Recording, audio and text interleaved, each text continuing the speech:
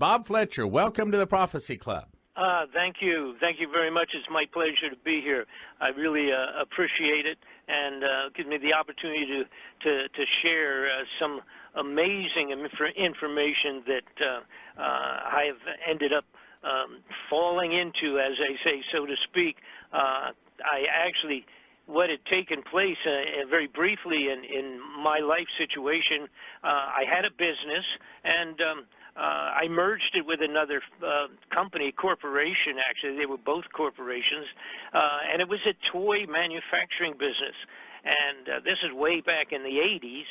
And lo and behold, after putting it, the agreements together to merge and actually move together and all the rest of that, after a short period of time, I realized that the people that were I had merged with were actually suppliers of weapons for international covert operations right straight out of the Pentagon, right out of the White House. And, of course, at that time, it turned out to be directly involved with what was called the Iran-Contra expose, or the Iran-Contra problem, which was, of course, drugs and exchange for weapons and secret agents creating and running the war in Nicaragua, and involved with Iran missiles and all the rest of that. Way beyond my imagination, and they actually tried to recruit myself to function full-time as a courier of information. Okay, so you're just this common guy, right? And all of a sudden you wind up in the middle of something that's not just national but international, and you ran into some very influential people, some very evil in high places, right? Well, it went right up to the White House.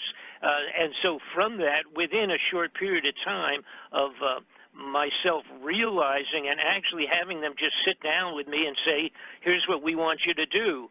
And that was to become a courier for these covert operations back and forth. And they wanted me to go to Angola, which was about to be their next targeted let's say a small war, all these wars that we always watch and we see, and we don't even understand how we got into them.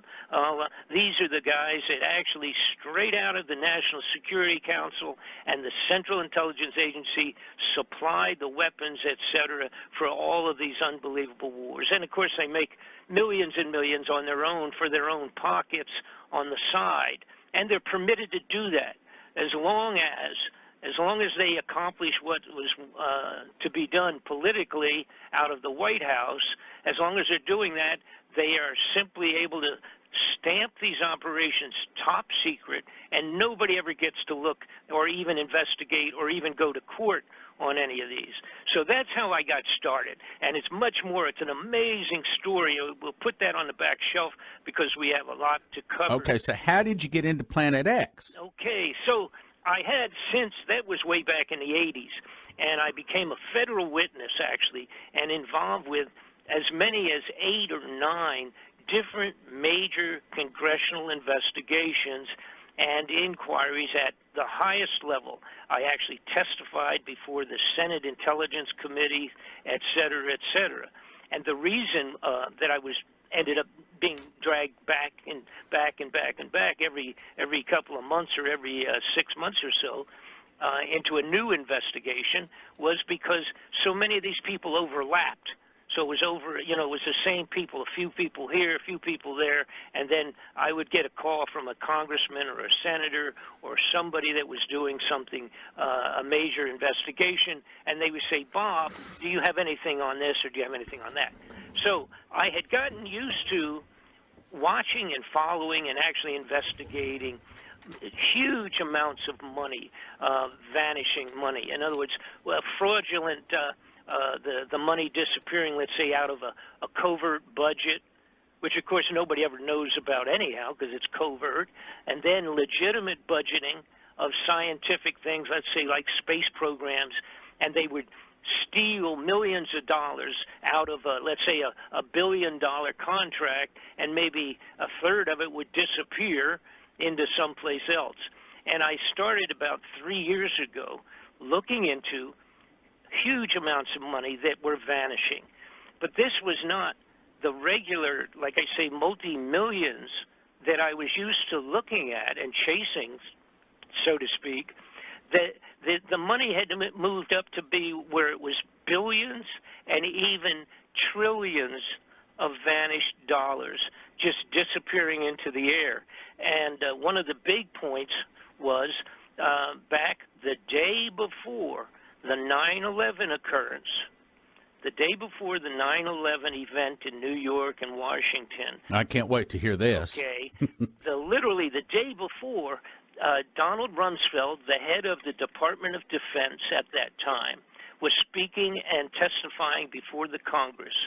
And in the midst of it, he said that we have discovered over the last few years, I think he was referring to maybe 10 years or so, that I believe now the number was $2.3 trillion had disappeared from the defense budget.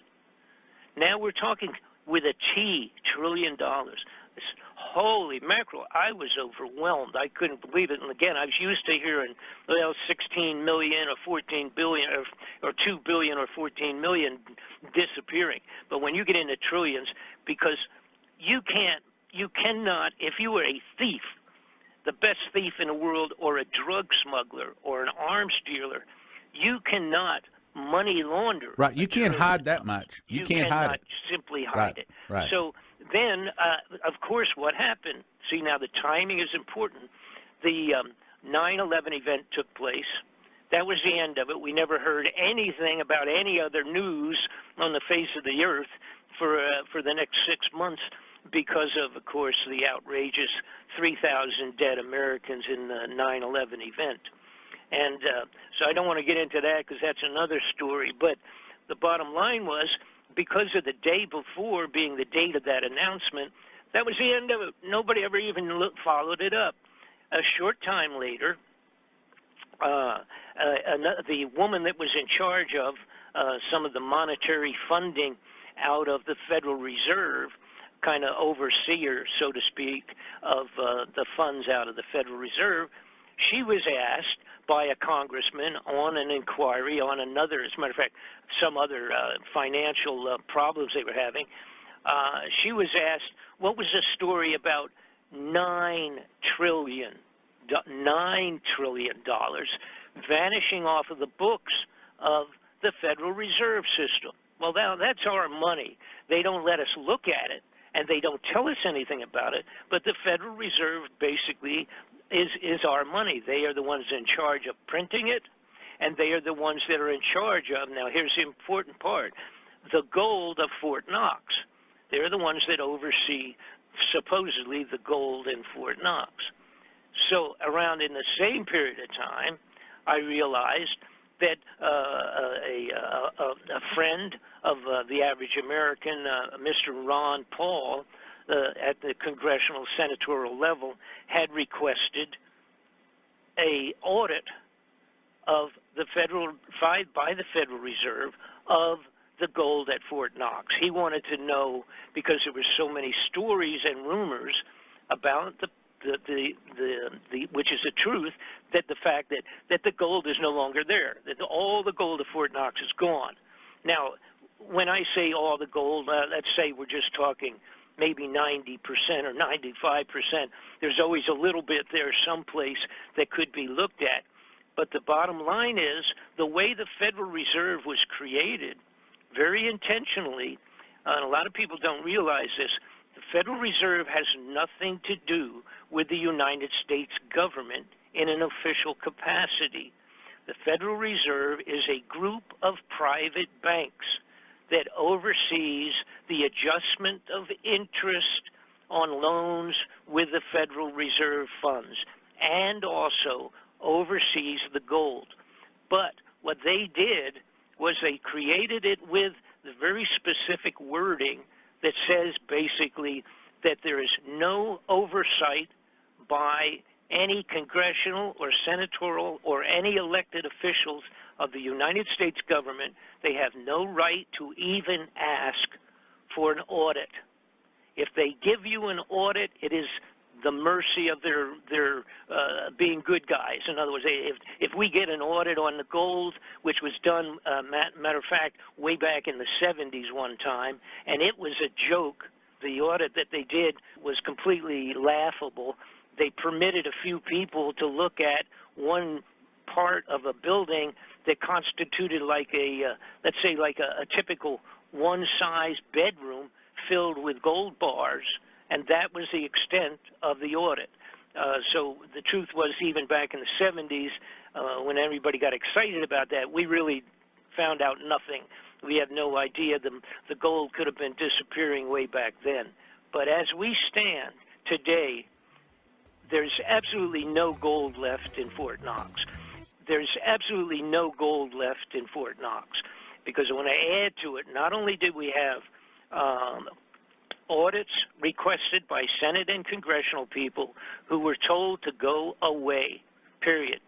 But then during the 2008, 2010, and 11 period of time, when in fact we had the world financial banking crunch, and everybody was very upset because entire nations were on the border of bankruptcy because of the money situation, the German government and 4 other nations came forward and came to the Federal Reserve and said, we need some of our own gold back out of the Fort Knox.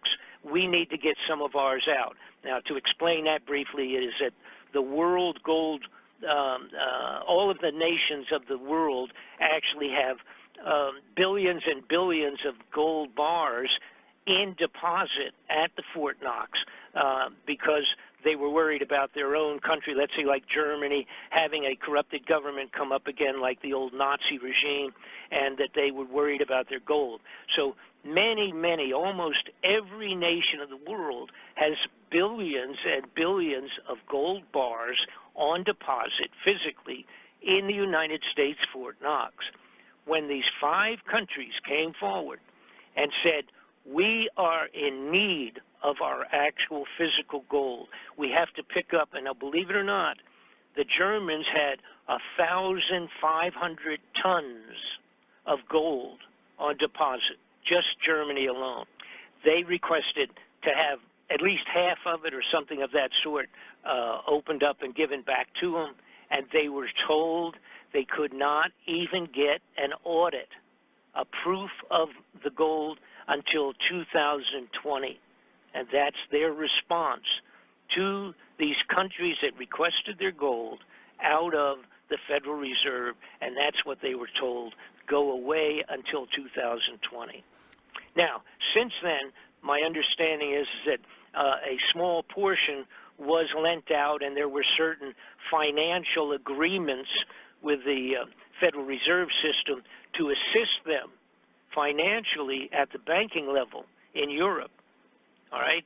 But they never did get an audit, and they never did get anything like a large tonnage of their gold back in their own country. So where did the gold go?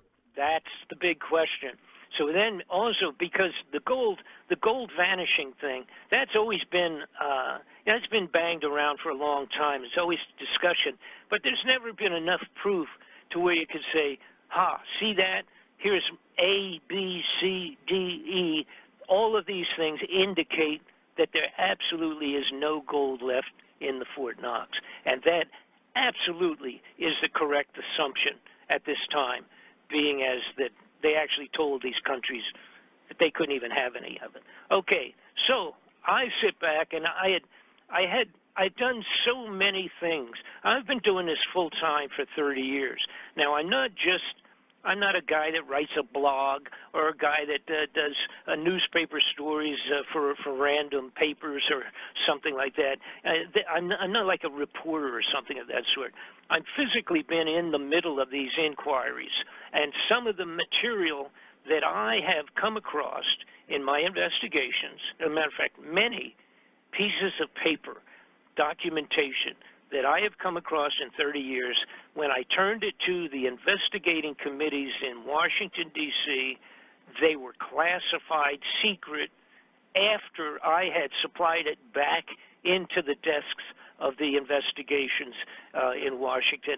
So that's how important some of the material has been that I've done. I've had Chief Legal Counsel for the House Foreign Affairs Committee sit with me in his desk, at his desk in Washington, and had him say, where in the world did you get your hands on the material that has come out of the safe or a vault in Washington, D.C.? Where did you get this material? Now, probably something else you need to point out is you're not necessarily, at least before this came up, a prophecy student or a big believer in kind of fringe things. You know, you're just a hardcore investigator, but you stumbled on something. What happened? Absolutely. So I sat down when I really realized, again, what we were talking about in terms of a 10, 15, 20-year period of time, somewhere really actually about 1983 was when it started, when they changed the space. NASA started changing a lot of things in their budgets. This money was vanishing in gigantic truckloads of money. And again, I have to reiterate, it's not where somebody just took it, $2 million and built them a new house in Tahiti or Hawaii for a congressional vacation or something. It's not that kind of money. It was bigger. And I remembered somebody said something to me about underground facilities and had supplied me many years ago. Now I'm going back literally into the 92, 94 period of time, where I had gotten films and photos and stories and reports and information from people that had been either working on underground facilities. As a matter of fact, one of them became a pretty good friend, and he actually was murdered because he was talking about some of this.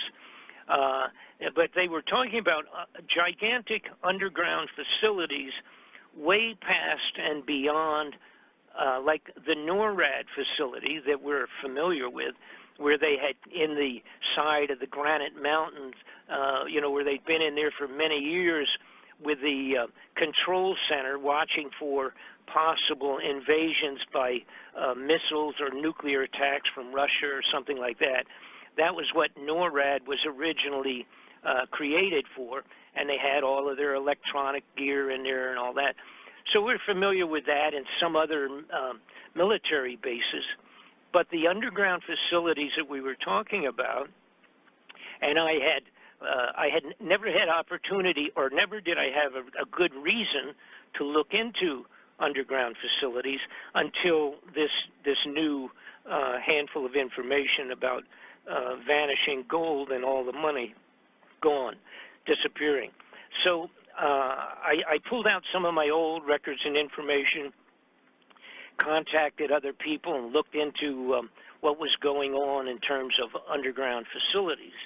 And what I found out was, for at least 30 years, and some of them are even older than that, but basically since the 80s, Ronald Reagan, president at that time, had started what he said, we need to expand continuity of government programs. And that's what they officially labeled it as. And what that represents is the places for select people, a limited few number of people, that during a potential nuclear attack or situation like that, the president and a limited few people could be secured underground in these hideouts that would not be destroyed or affected by nuclear weapons, and that they could continue government underground if, in fact, we were attacked. And therein came the name of continuity of government. And that literally was presented on the floor of the Iran-Contra hearings that I was first brought in as a federal witness, and that was brought up by Congressman Brooks from Texas when he asked Oliver North at that time, who was being charged with lying to the Congress and all. He said, what is this business of continuity of government where we are going to suspend the Constitution of the United States and take a handful of unelected persons and hide them out and to run the government in case of some kind of an invasion or some sort. Well, as soon as he said just that much of it, he was gavelled down, told to shut up by Senator Inouye from Hawaii. Right. They just called the whole thing classified and shut it all down. I saw that. Go ahead. That's what he said. He said, you need to shut up about that, right. And we're going to go behind closed doors. That's right. They immediately went to a sequestered session. Right.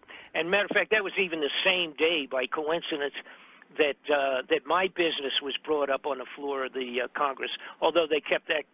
They did the same thing. They kept that secret, and that was the end of that. But so to get back to where we were, so now I remembered all of that, and I started looking really into it. Well, it ends up this, and that is it. We have now in the United States over 100 underground facilities. They are gigantic. They are beyond, they're something like they would be in a comic book. But I have actual footage, live footage and photographs profusely of underground facilities throughout the country. All right, and we've interviewed people that have actually truck drivers that have gone underground. Let's use an example, gone underground in Texas and have driven all the way to Pennsylvania underground in their 18-wheeler, 40-foot trucks. Wow. The highways are like spider webs under the ground in America. They're mostly interconnected. Some of these facilities are specialty designed for growing foodstuffs. Some of them are specifically designed for holding people. Their entire cities underground, sufficient to be self-sufficient for, they're all different sizes, but some of them for 10, 15, 20,000 people underground.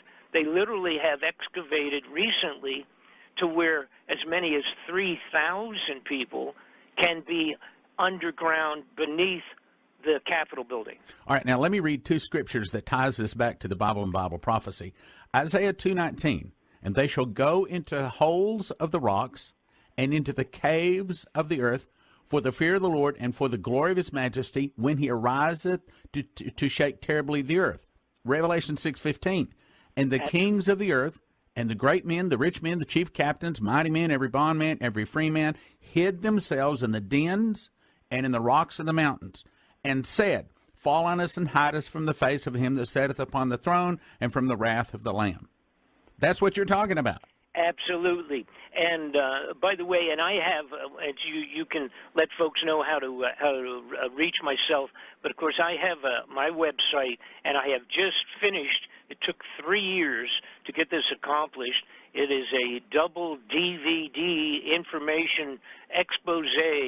So no one has ever done this and put all of the dots, connected all of the dots, all the things that people didn't understand a couple of years ago. You will now understand that it's all going in one direction, and that is the return of Planet X or Nibiru. Okay, so you're saying there is a 10th planet that is out there. Now tell us how you know that and how long it's going to be before it arrives, because we're running short on time. All righty. What's happened was, again, like I said, I finally put it together. I realized that these underground facilities, are gigantic. It even includes, by the way, the underground magnetic levitated high-speed train system. These are, see, it's interesting. In the United States, we don't have any of that. I think we have one or two of them for short runs, and those are magnetically the transmission. The engine itself is magnetic, and they levitate above the track system. Nothing even touches a track, and they can go to extraordinary high speeds. All over Europe, Japan, China, all these places, they all have these. They've had them for years. We've never really even built one above the ground. In the United States, we don't have any of that. I think we have one or two of them for short runs, and those are magnetically the transmission. The engine itself is magnetic, and they levitate above the track system. Nothing even touches the track, and they can go to extraordinary high speeds. All over Europe, Japan, China, all these places, they all have these. They've had them for years. We've never really even built one above the ground. But they have them underground in these facilities. There are no cross roads where these tracks are. People can get into them, and they will go, actually, I've been told they will go the speed of sound. They'll go 500 miles an hour and can be from one location to another underground, making hardly any noise whatsoever, and that's just zip, and then they stop, open the doors, and you're hundreds, if not 1,000 miles away from where you started. Anyhow, those are part of this underground system. We're just literally talking, get in it, sit down, close the doors, and zoom, they take off. No, there's no resistance whatsoever, not even wheels on tracks. They're levitated, and they just go zip, and then they slow down. It's like an elevator, except with no cables whatsoever.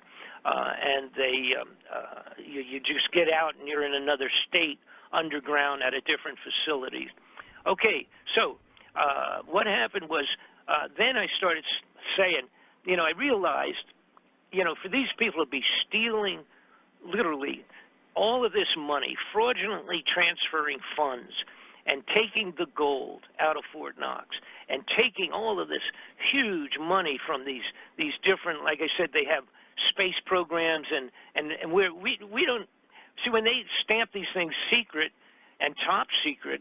What a lot of people don't realize is that the senators and the congressmen, for the most part, are not cleared for top secret.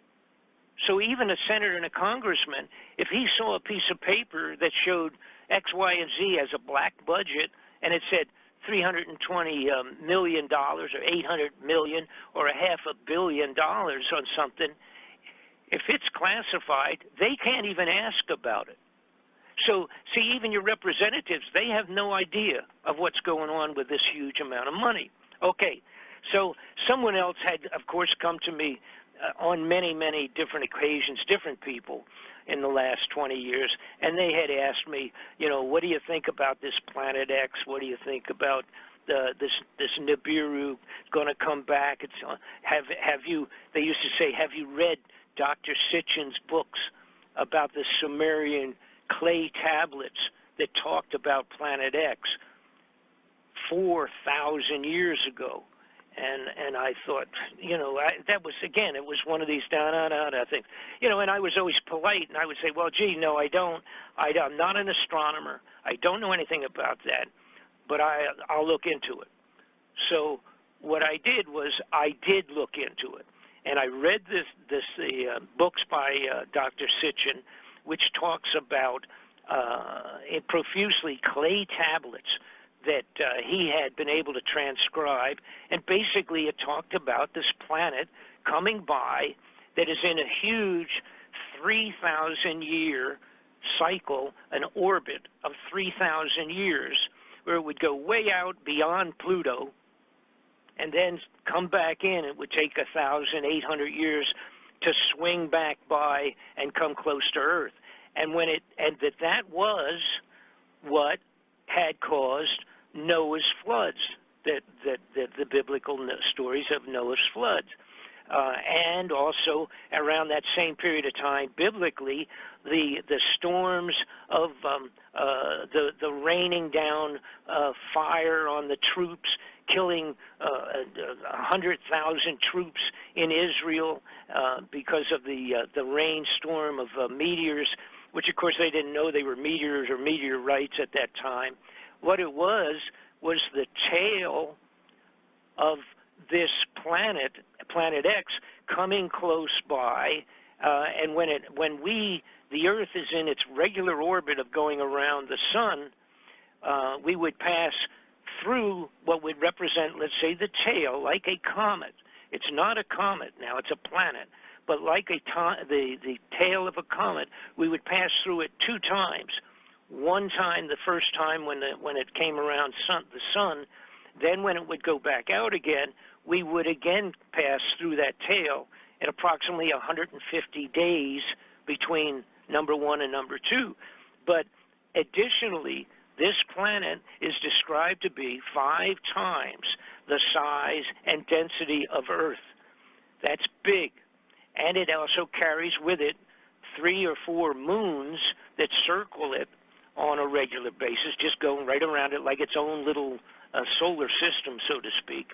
And then you have the tail that I was talking about, which is this horrendous amount of meteoric type material that coming in through our the density of our own atmosphere become burning falling stars. And some of them would make... Well, and of course, the Bible says that the stars are going to fall like a fig tree casting forth its untimely figs. Go ahead. And that's exactly what we're talking about. This was one big study that had been done by one person. I really started to say, oh, wait a minute. See, the only thing, we have to realize something. We've had a corrupted secondary government running the United States of America for years and years and years. And it has gotten worse. It's gotten so totally out of hand. And originally, their intent, the bad guys in government, not everybody, but those that were corrupted and made their way up to government, at this point in time, if you're not corrupted, you can't get to the highest levels. There's very few people that are existing up there, I am afraid, that are actually good Christian, wholesome, all-American people.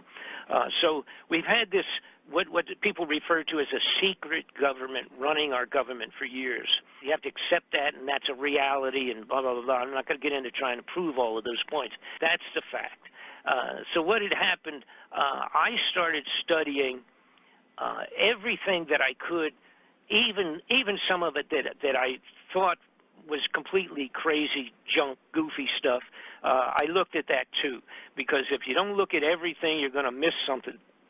And the reality is there have been people, groups, organizations, scientific astronomers, et cetera, that have been looking and following this 10th planet for many, many years. Some of them have made an entire career out of simply investigating and pursuing it with scientific education that's above mine. And this is not my opinion. I had to utilize people that genuinely know what they're talking about. And one of the best investigators on this has turned out to be a fellow that depended primarily on the biblical background on this. And he looked into it, and he found out that the Bible, on a multitude of places, describes in Scripture and the writings and the studies of it, describes exactly what we're talking about. They're talking about events back a couple thousand years ago where it was literally a solar eclipse by a huge body that crossed in front of the sun, between the earth and the sun, and blocked it off for 5 times the normal eclipse. It wasn't the eclipse by the moon. It was an eclipse by another separate body. One small point, going way, way beyond his studies, was that there's a thing that was called the sky disk that was discovered out of a German geological survey that was done many years ago, and they discovered what was an astronomer's viewing site similar to the Stonehenge, and it was in Germany, in a country, part of the country of Germany called Gossec, Germany. And in 1999, they were doing these archaeological digs, and they discovered a thing that was called the sky disk, and it's about 12 inches across. It's made of bronze, and it was during the Bronze Age. It was done amazingly now, it was dated at 3,600 years. Now, this has been approximately 3,600 years back, okay, was when it was created. And it describes, it's sort of like, the best way I can say, it's kind of like a big dinner plate, and it's made of bronze, highlighted in gold, with a, like a lamination in gold. And the gold parts of highlighting is actually a picture, if you will, of what they were viewing that particular day that it was created. And it shows the eclipse of the sun, and it shows the moon and the sun at the same time in the sky. Now, the only way that can happen is, in fact, if it is an eclipse of the sun. Okay, you can't see the sun and the moon at the same time if you're just looking at it at nighttime. In other words, it's at daytime. And you could equate this, I think, the best way would be to say it's like a large drawing, but it's done on bronze, in bronze, and laminated in gold as the drawing.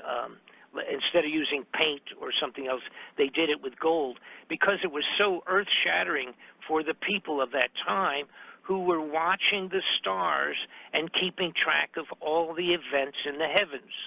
Now, in today's world, we have computer programs that if you can definitively place constellations, the star locations on a program, if you put that into the computer, it will come back and tell you exactly when those stars and constellations were in that location.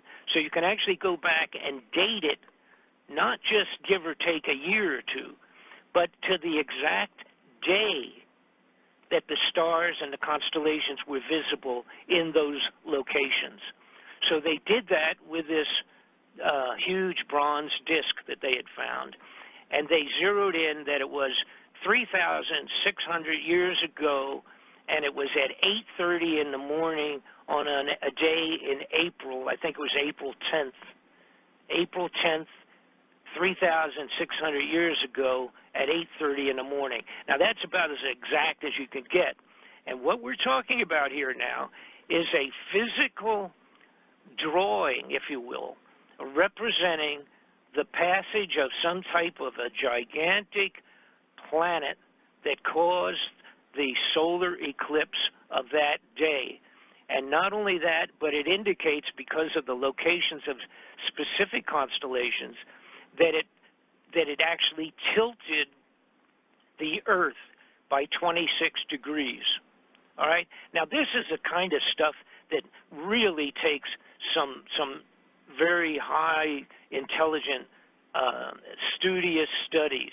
Now, that's only that. All that is now, that's one example of one of the things that really excited myself, because it's kind of like a diary, a 3,000-year-old diary, where somebody said, hey, the day before yesterday, here's what happened, and everything went dark and blah, blah, blah. So now, to go past that, studies have been, they've gone in and researched, and for example, the Chinese going back 2,000–3,000 years, when this thing would come swinging by again, every time this would pass by, the Chinese, the Orientals, had astronomers working for the emperors a couple thousand years ago, and they literally tracked all of the stars. That was their job. They did day in and day out, probably 12 hours a day with their little pencils instead of their paintbrushes, and tracked all the stars, to where they could actually track this thing coming in, and they would locate the location in the sky when it passed around, by a week-to-week basis. Now, apparently, taking a multitude of studies of these that I investigated myself, following, again, other people's work. And by the way, the gentleman that did this, I consider to be some of the very best studies on this. His name is Gil Broussard, and he calls himself an amateur astronomer, but he's been looking through the telescope for thousands of hours. He's probably got more time behind the telescope than some of the professionals. But now, let me shift gears. I just want to point out that some of his investigations, he went through every biblical passage and was able to verify, like this, see this tilting of the earth of 27 degrees, well, that would have meant that when that happened at that given time, that there would have been strange geological effects on the entire globe. So he went back into prehistoric studies, went back as far as he could and matched up the biblical writings with the Orientals, the Tibetan monks, and all of these people that have been writing about these things, and by themselves they don't mean much. But when you get together and put all these together, he was able to verify that at the time that this was going on, that the volcanoes were blowing up all over the earth. There was earthquakes logged in on the old antique scriptures all around the globe. So it was affecting. So this 26-degree indication of this slant on the earth itself was actually documented all over the globe. And then we get back to modern times, okay? So the most recent, some of the most recent and spooky, so to speak, was a fellow named Harrington, who was in charge of the Naval Observatory for the United States Navy, for the United States government. He had read some of Dr. Sitchin's books about the Sumerian description of a long, elongated, orbital planet coming back to visit Planet X. He studied and looked at that, and he said, well, let me go see if I can find it. So what he did, and this was in the early 90s, Dr. Harrington located Planet X to his own belief, good enough that he contacted Dr. Sitchin and called him into his office. Now, we have videotapes of that meeting between the two of them when the guy that's in charge of the United States Naval Planetary, the astronomical planetary, he brought Sitchin in, sat him down, and said, I have found your planet. You're right. It is out there, and it will potentially be coming back, and et cetera, et cetera.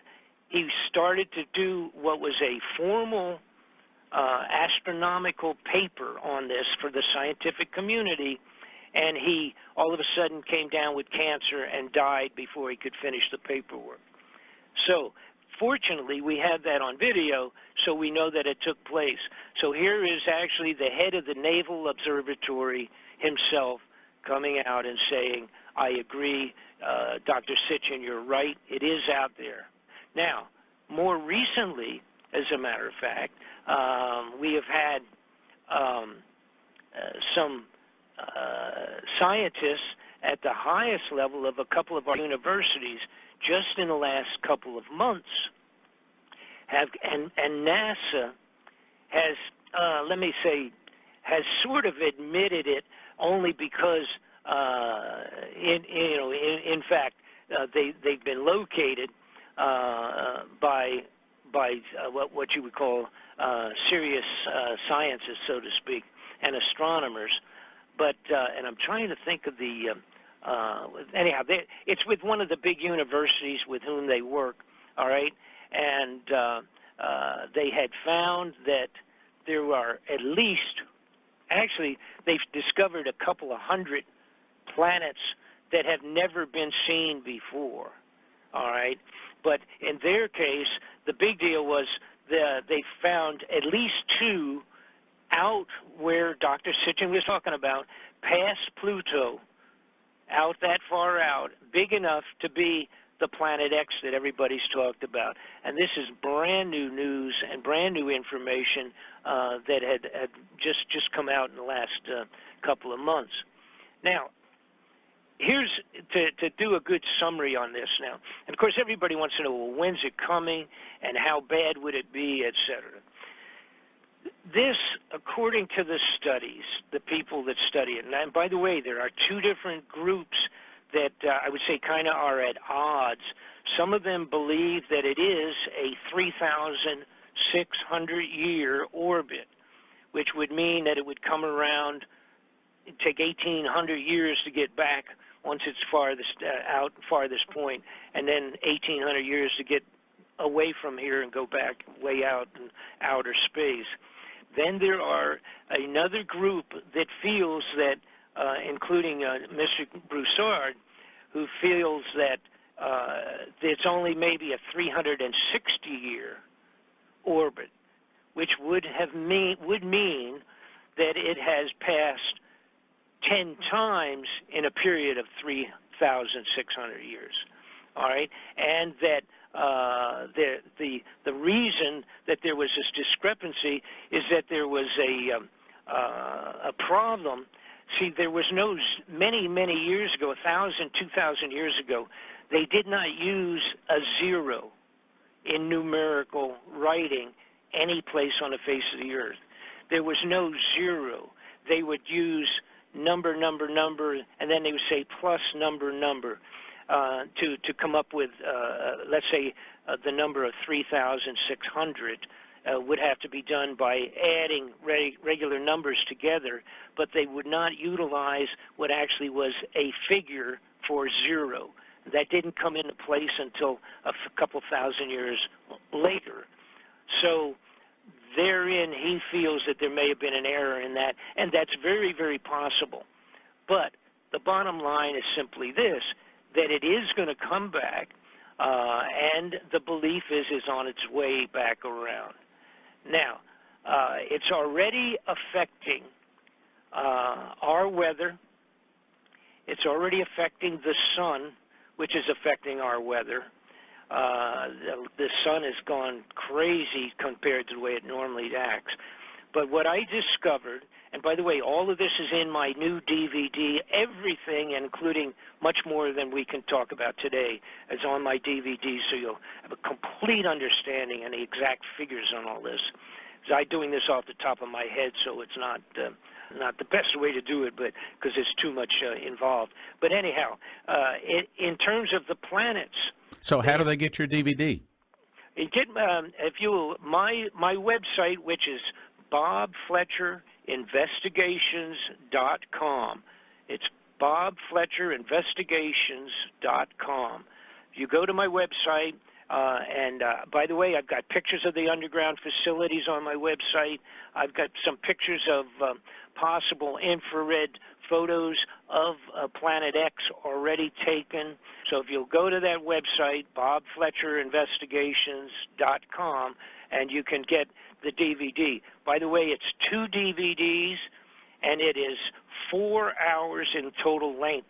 It's very tedious. You got to watch one DVD and then watch the other one. To do the whole thing properly, unfortunately, it had to be that long. That's all I want to put on that, but you have to get it. I am the only person that has done a compilation of this sort ever, and it is going to really set you back. Okay, let me summarize this. You're saying, so you're in the middle of this Iran-Contra thing, and you're an investigator, and all of a sudden you can't discover, or you can't explain why massive billions and trillions of dollars is disappearing. You do some research, come find out they're spending it on preparing underground survival facilities for government and high-ranking people. And that starts you on your investigation, and you've turned all of this into these 2 double DVD sets, or right. this double DVD set. Right. And see, the point was, what bothered me was, if you apply logic and common sense, even if you're talking about these bums stealing millions of dollars, you start applying common sense and things. And I had to say, what in the world? And by the way, there's an important point that I'm going to make right after this. I said, what in the world would make these people kind of stop on this New World Order stuff. See, they've been pushing that like crazy for 30, 40 years, 50, 60, 100 years in our faces, trying to take over the government, merge it into one big country, the whole world into a big la-la land that controlled by a few people. But all of a sudden they backed off on that, and I couldn't figure out what would scare these people so much that they would build 100 underground facilities in America. What would scare them so much that they, for several years, going back a couple of years back, you couldn't only buy a limited amount of freeze-dried, prepared foods, you know, the underground, what you would call survival foods. It was a limited quantity. Some of the big companies couldn't even supply the retail request. And that was because the government was buying it all up right out in front. Right, yeah, I can verify that. Yeah, they were buying it by the train loads. And by the way, they have train tracks that run into the sides of the mountains of these facilities we're talking about, besides 18-wheelers. And in my DVD, I even show you how they drill and how they make these holes and where they are. I have a list of the 100 facilities. I have a list on my website. Now, let me get back to the, let's say, the rest of it, so to speak, and it really isn't all of it, but that is that I discovered that every major nation on the face of the globe has been doing the same thing during the same period of time. Every major nation has been building underground hideout survival facilities. And the Chinese have utilized thousands of ancient tunnels that they already had going back to antiquity, 2,000 years ago. They already had tunnels underground like crazy because they used to use them during their own wars, et cetera, and protections of their own. The Russians also, the Russians in 2010 put out a regular governmental mandate that by 2013, the beginning of 2014, that they would have 5,000 underground facilities built for their people. And they have built them. The Russians have 5,000 of these. Now, let me make a big point. These facilities that I'm referring to in Russia are smaller facilities for a multitude of the general public, and et cetera, et cetera. Okay, they have several for their own upper level echelon, like they are built in the United States, because the ones in the United States are not for the general public. You're all going to get locked out when this thing comes around, period. We're going to be locked out and stuck up on the top of the ground. But down underneath in Russia, they have one facility that will accommodate 65,000 people. And I have all of that in my DVD. I show you where it is, the name of it, photographs, pictures. I have photos of the Chinese underground facilities, the Chinese tunnels, and they have they have tunnels in China where they're actually storing entire battleships and submarines and aircraft. That's how large some of the ones in China are. So we have the whole world at the upper level of the governmental oversight building holes in the ground for their own survival. So again, this was, when I finally realized this, I said, okay, well, there's no question. You know, and they can say what they want to about Planet X. A lot of people say, well, you know, how come I can't see it? Well, I don't want to get into all of that, but you don't see everything in outer space. And number one, this one does not generate its own light. It's not a sun, and it's not close enough to a sun to reflect any light at this point in time. So the only thing that works is an infrared telescope of either that's been sent out in outer space, which, by the way, we have a good handful of them that secretly out there that are infrared. But how about this one for those people that say, how about the religious side of it? The Catholic Church the Vatican built a few years ago, a huge infrared telescope in Arizona. It's owned and run by the Vatican, and it's called Lucifer. That's their name. That's their name for the huge telescope in Arizona. So how long do we have before this 10th planet hits or comes near the Earth? Okay, well, unfortunately, the bulk of the opinion is kind of broken down into 2 or 3 stages, but the most likely date, again, now this is not myself, these are experts that have been into this for a long time. The most likely potential earliest date literally will be next December of this year, of 2015, that it will be seen as an incoming star. It will take 4 or 5 months, and it will be closest to cause trouble in March and April, that period of time, the Passover, period of Passover. If it doesn't appear at that time, then the next, a little less likely, would be a year away at the next December through March period of time, April period of time, 1 year on. So it's either at the end of this year or 1 more year away. And that's because all of antiquity has recorded historically that that's when these events took place during the period of March and April. All right, now let me ask you a question here, because it sounded to me like you said 3 dates. You said either the end of this year or March, April, sounded like 2016, or December, March 2017. Can you clarify, please? That's correct. Well, what they're saying is the most likely is this next first sighting this December for 2015. That's correct, with the final close pass would be, of course, a couple months later, March and April. Or March and April 2016, right? That's correct. In other words, just take about 4 or 5 months for it to be December sighting, and then January, February, and then March and April will be in the backyard. And then the third possible sighting could be December, March 2017. And yeah, all of the figures would be from the December to the March and April period of time.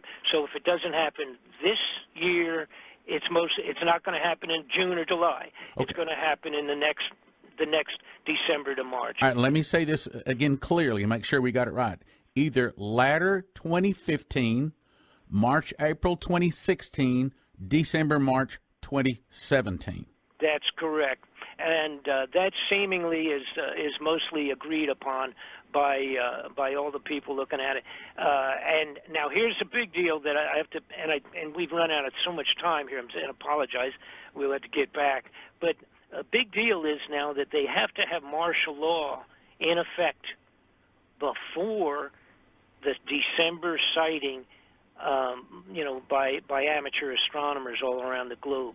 They have to have a control factor of martial law, and that have to be probably, I'm going to say, at least 4 to 6 months in effect before the sighting. So when people see them moving into martial law, the real reason is Planet X is about 6 months away. Do you expect a global announcement that this thing is coming? Absolutely not. They can't do that because people go totally berserk on this entire globe. So they will deny all of that when the rumors start getting really. They're already, just since I came out with my my DVD 2 months ago, the increase in activity on the websites globally is mind-boggling. It's triple, quadrupled in terms of material. Not all of it any good, but nonetheless it's there. But my point is, they cannot at any time, even after they have martial law, they're going to put martial law in because of a potential war with Russia, extraordinary terrorism across America, or the Ebola or similar disease.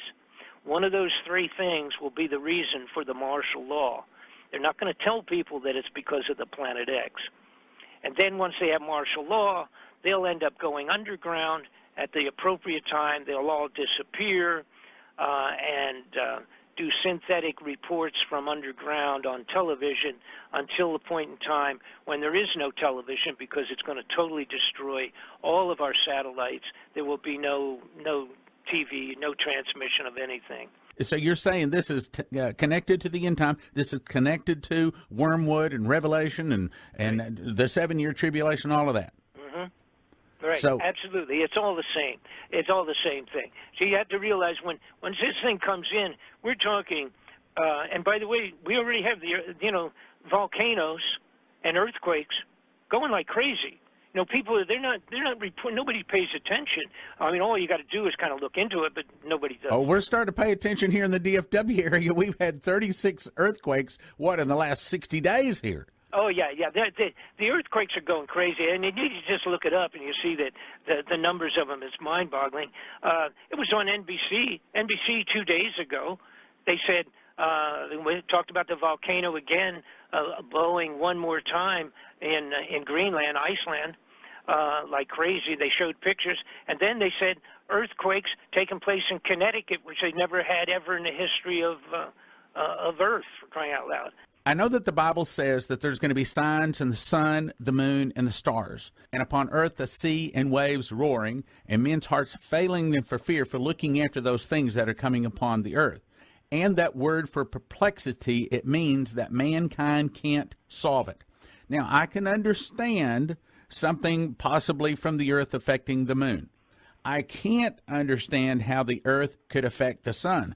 And I sure can't or understand how it could affect the stars. The Bible says that the stars will withdraw their shining. Matter of fact, here I got that verse. Let me just read it to you. Joel 2:10 says, the earth shall quake before them.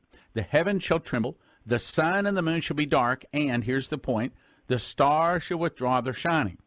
Now, I can't understand how anything from the earth could possibly make the stars withdraw their shining, unless it is another planet out there that has a very high gravitational pull, so strong that as it nears the earth, of course, we know that magnetism can bend light.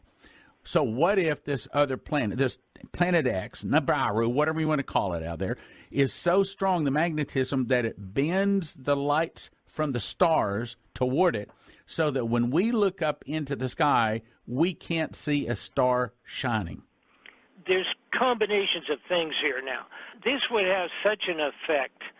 First off, the potential of the gravitational effect, bending light, is absolutely a reality. Some of the stars that we see alongside the moon, all right, actually are behind the moon.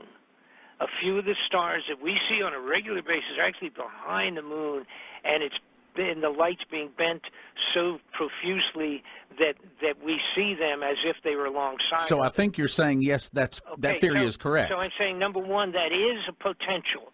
The other one is, in terms of the disappearance of the stars, is that we will have this will cause the volcanic activity in maybe, it's very difficult to kind of do a figure on this, but we only need 4 or 7 serious volcanic activities to block the stars for 6 months in terms of blowing stuff up out of the volcano itself.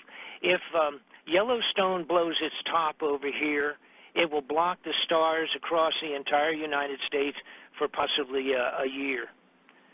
So it's very likely the stars will vanish from our sight because of debris in the sky. Okay, just putting that in a rather a simplistic possibility for that. Okay, even forgetting the potential of gravitational effects. But we will have tsunamis that will take place, number one, just from the gravitational pull of Nibiru coming close. It will yank the waters out of the seabeds. But to add to that, we will go through, and by the way, we have this figured down exactly, and it's not my figures, these are scientific figures, that the Earth will travel through the tail of this potential, the passing of Nibiru, 2 times, 155 days apart, because that's how long it will take for it to make its journey around the sun and then back out again. We will go through it twice, and it will take 1 hour for the Earth to travel through it. This is going to be a tail filled with meteors. So we are going to have unbelievable meteor storms. One good meteor, just a small to medium-sized meteor hitting in the ocean will cause a tsunami that we've never seen in modern history. One of them. And we're going to go through this junk, space junk, for an hour. That's how long it will take to pass through it. Let me give you another one. Isaiah 24:18 says, the windows from on high are open, and the foundations of the earth do shake. The earth is utterly broken down. It is clean dissolved. It moved exceedingly, and the earth shall reel to and fro like a drunkard, and shall be removed like a cottage. And that cottage means like a excuse me. Okay. And that word cottage means like a hammock swinging in the wind. That's right. Now, here is where we get back to what I had mentioned on one of the previous programs here, and that is that the Earth, on this thing called the sky disk, the Earth was seen and written down and logged in that apparently shifted 26 degrees in an instant, so to speak, 26 degrees on its axis. Okay, and again verified by historical writings during that same period of time, indicating all of this whole mixture of variety of geological effects that took place around the globe. They didn't understand what was going on, and they were thrown to the ground. But that's exactly over again what you just described, being shaken like, and whatever the exact wording was. You might want to read that again about the shaking and movement of the Earth, because that's exactly what took place the previous pass, and that was logged in to the movement of 26 degrees on its axis. And I do quote in my during the end of the DVD program that we have showing all of this and the interfacing of everything, I do quote several of the revelations and bits and pieces out of the Bible that, in fact, absolutely fits the case. Okay, let me read another one that is similar, but it's from a different place. In other words, further confirmation that what we're talking about is biblical. Psalm 18:7, the earth shook and trembled. The foundations, in other words, that's not talking about bedrock, but that's talking about the very foundations of the mountains, the sea. Anyway, it says, the foundations also of the hills moved and were shaken because he was wroth. We're talking about something that's really big hitting the earth. And then again, like I say, it was very, very specifically, mathematically described and analyzed that it was 26 degrees. And see what happened when it was tilted. The constellations in the sky over Germany, where they did this sky disk description of galactic events, those constellations, one of them was included on the disk that they saw that day. All right, now this was daytime, and again, seeing, day, night, moon, and seeing it all at the same time. That the constellation shown was one that should not have been even seen in Germany. So when they went back on that day with the new programs, et cetera, with the computerization and did their analyzing of it, they realized that it was exactly 26 degrees of a tilt in order for them in Germany to see that particular constellation. And I think it was constellation Orion, which normally is not seen in Germany, see? So for it to be seen, it was an exact 26-degree tilt to bring it up on the horizon far enough from their visible point of view to see it. I've got one you're going to love here. In Psalm 18:15, you said that the waters would be pulled out of the oceans. Listen to this. Then the channels of waters were seen, and the foundations of the world were discovered at thy rebuke, at the blast of the breath of thy nostrils. So there's a time when the very foundations of the hills and also of the sea will be seen. That's what you're talking about. Yes, sir. And it's and I don't, other than I've done. Let me put it this way: I've done more biblical studies in my personal life the last 3 years, just getting into this, than I had previously. Amen. I mean, as a Christian, I was brought up, et cetera, under the basic concepts of Christianity my whole life. But I was not a biblical student. I never pretended to be. But maybe knew a little more than a lot of people, but not as much as others. But I certainly got into it with this, and when I saw it, I mean, like the quotes in the Bible where the kings and the queens and the wealthiest run into the mountains, the holes inside the earth, to hide away and close the doors behind them. Right. And that's exactly what they're doing, folks. They're building their holes, and they've got doors. Wait till you see the footage that I've got on my DVDs. It's mind-boggling. These doors are 6 feet deep, for crying out loud. These are doors that are built with the equivalent of, if an atomic bomb went off upstairs, it won't even affect these things, and that's the kind of underground facilities they have created for themselves. When I was in Kansas City, I went to a fellow talking one night at one of the downtown hotels, and he told that he was the inventor of the underground tunneling machine, had a picture of it, all the drawings, explained all about it. And Are here's you how. Talking about Phil?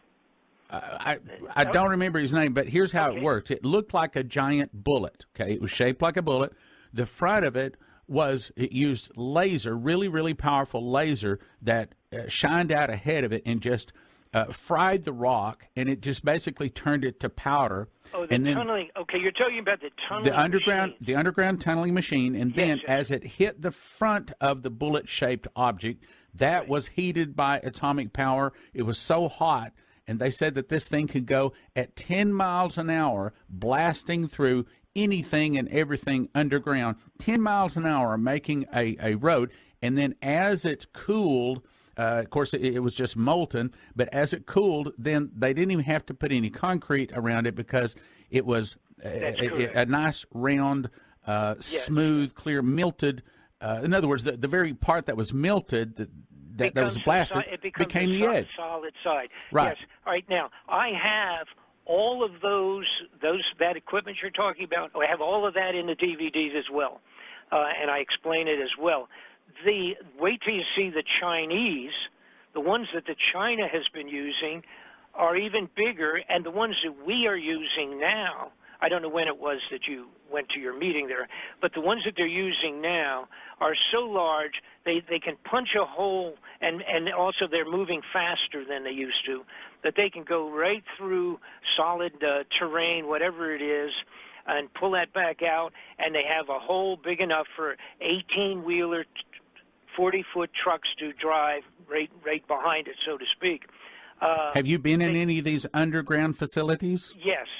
The only one I was able to get into, I snuck in myself back a long time ago, back in 1995, in the underground facilities below the Denver airport. So who are the people that get to go down in this in the time of trouble? It's strictly the very upper crust, the wealthiest people, the heads and the leaders of all the biggest nations. Of course, and Europe, by the way, they've been doing it as well. So it's all the leaders, and then some of the top scientists and some of the most intellectual, et cetera. And they're not even sure how long they have to be under there. So it's interesting. It all might be, for them, it may turn out to be futile. There may be a big waste. Maybe they may have to stay under longer than they ever imagined. But since they're spending other people's money and they could care less about, they're rolling the dice that they will, in fact, survive.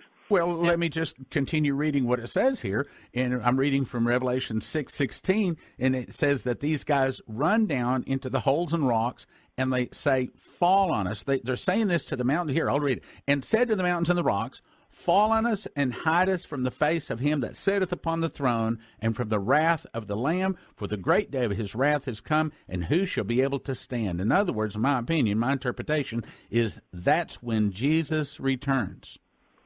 Well, and they will be the ones that will find out, because the bulk of the persons at the highest upstairs, so to speak, on the surface, it'll be a huge numbers of people that are going to perish in this thing.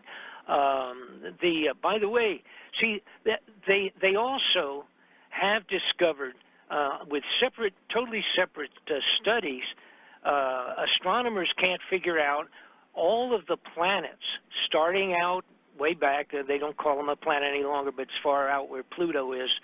All of the planets have been changing in the last year. And what I'm talking about is their temperature, the chemical structure on the surface, and all of these things that they actually measure with satellites that has been sent out there to do it, and to keep track of the orbits, etc. The orbits have all varied. They're jumping around, fluctuating. They're having storms that they've never had before on the surface of all the different planets. That's the effect already of Nibiru starting to push its way back from through what they call the Oort cloud, O-O-R-T cloud, way out. That's a cloud that actually surrounds the entire solar system. All right, so as it punches its way back in, another point, we've had more meteorites and falling stars, shooting stars. We've had more of that than we've ever had in 100 years. All right, all of these things are already direct effects of the intruding return of Nibiru. In Miami, Florida, as of a year ago, or 6-8 months ago, whatever, they had to start installing water pumps in Florida at Miami Beach because of the high tides today. The high tides in Miami are so high, they're coming in 4 to 6 blocks into the city of Miami Beach Than they ever have. And so yes, and it's causing literally, it's like a daily flood, if you could imagine. So what they've done is they've spent multi-millions of dollars out of the state budget to put pumps in to try to aid in pumping the water out in Miami. That's already today. Now, where's that water coming from? It's coming from melting glaciers. The glaciers around at the highest and the lowest points of the globe. I'm going to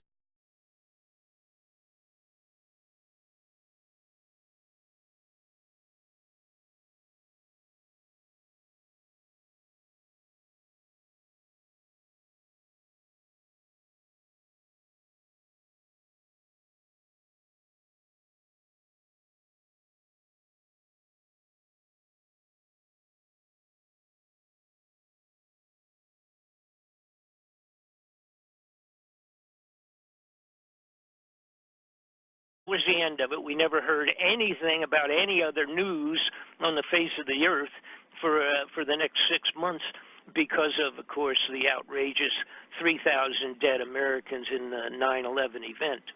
And so I don't want to get into that because that's another story. But the bottom line was, because of the day before being the date of that announcement, that was the end of it. Nobody ever even followed it up. A short time later, the woman that was in charge of some of the monetary funding out of the Federal Reserve, kind of overseer, so to speak, of the funds out of the Federal Reserve, she was asked by a congressman on an inquiry on another, as a matter of fact, some other financial problems they were having. She was asked, what was the story about $9 trillion vanishing off of the books of the Federal Reserve System? Well, now that's our money. They don't let us look at it. and they don't tell us anything about it, but the Federal Reserve basically is our money. They are the ones in charge of printing it, and they are the ones that are in charge of, now here's the important part, the gold of Fort Knox. They're the ones that oversee, supposedly, the gold in Fort Knox. So around in the same period of time, I realized that a friend of the average American, Mr. Ron Paul, at the congressional senatorial level, had requested so to speak, that the money had moved up to be where it was billions and even trillions of vanished dollars just disappearing into the air. And one of the big points was back the day before the 9/11 occurrence, the day before the 9/11 event in New York and Washington. I can't wait to hear this. Okay. Literally the day before, Donald Rumsfeld, the head of the Department of Defense at that time, was speaking and testifying before the Congress.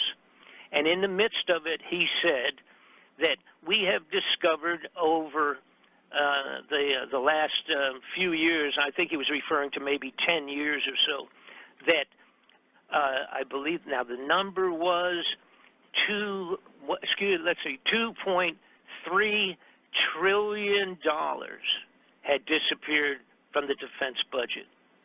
Now we're talking with a T, $trillion. Holy mackerel, I was overwhelmed. I couldn't believe it. And again, I was used to hearing, 16 million or 14 billion or 2 billion or 14 million disappearing. But when you get into trillions, because you cannot, if you were a thief, the best thief in the world, or a drug smuggler or an arms dealer, you cannot money launder. Right, you can't hide that much. You can't hide it. Simply hide it. Right. So then, of course, what happened? See, now the timing is important. The 9/11 event took place. That time, as a courier of information, okay, so you're just this common guy, right? And all of a sudden you wind up in the middle of something that's not just national but international, and you ran into some very influential people, some very evil in high places, right? Well, it went right up to the White House. And so from that, within a short period of time of myself realizing and actually having them just sit down with me and say, here's what we want you to do. And that was to become a courier for these covert operations back and forth. And they wanted me to go to Angola, which was about to be their next targeted, let's say, a small war. All these wars that we always watch and we see, and we don't even understand how we got into them. These are the guys that actually, straight out of the National Security Council and the Central Intelligence Agency, supplied the weapons, etc., for all of these unbelievable wars. And of course, they make millions and millions on their own for their own pockets on the side, and they're permitted to do that as long as they accomplish what was to be done politically out of the White House. As long as they're doing that, they are simply able to stamp these operations top secret, and nobody ever gets to look or even investigate or even go to court on any of these. So that's how I got started, and it's much more. It's an amazing story. We'll put that on the back shelf because we have a lot to cover. Okay, so how did you get into Planet X? Okay, so I had, since that was way back in the 80s, and I became a federal witness, actually, and involved with as many as 8 or 9 different major congressional investigations and inquiries at the highest level. I actually testified before the Senate Intelligence Committee, et cetera, et cetera. And the reason that I ended up being dragged back every couple of months or every 6 months or so into a new investigation was because so many of these people overlapped. So it was it was the same people, a few people here, a few people there, and then I would get a call from a congressman or a senator or somebody that was doing something, a major investigation, and they would say, Bob, do you have anything on this or do you have anything on that? So I had gotten used to watching and following and actually investigating huge amounts of money, vanishing money. In other words, fraudulent, the money disappearing, let's say, out of a covert budget, which of course nobody ever knows about anyhow because it's covert, and then legitimate budgeting of scientific things, let's say like space programs, and they would steal millions of dollars out of, let's say, a $1 billion contract, and maybe a third of it would disappear into someplace else. And I started about 3 years ago looking into huge amounts of money that were vanishing. But this was not the regular, like I say, multi-millions that I was used to looking at and chasing.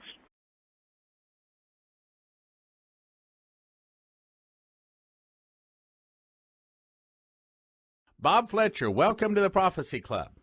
Thank you. Thank you very much. It's my pleasure to be here. I really appreciate it, and gives me the opportunity to share some amazing information that I have ended up falling into, as I say, so to speak. What had taken place very briefly in my life situation, I had a business, and I merged it with another company, corporation, actually. They were both corporations, and it was a toy manufacturing business. And this is way back in the 80s. And lo and behold, after putting it, the agreements together to merge and actually move together and all the rest of that, after a short period of time, I realized that the people that I had merged with were actually suppliers of weapons for international covert operations right straight out of the Pentagon, right out of the White House.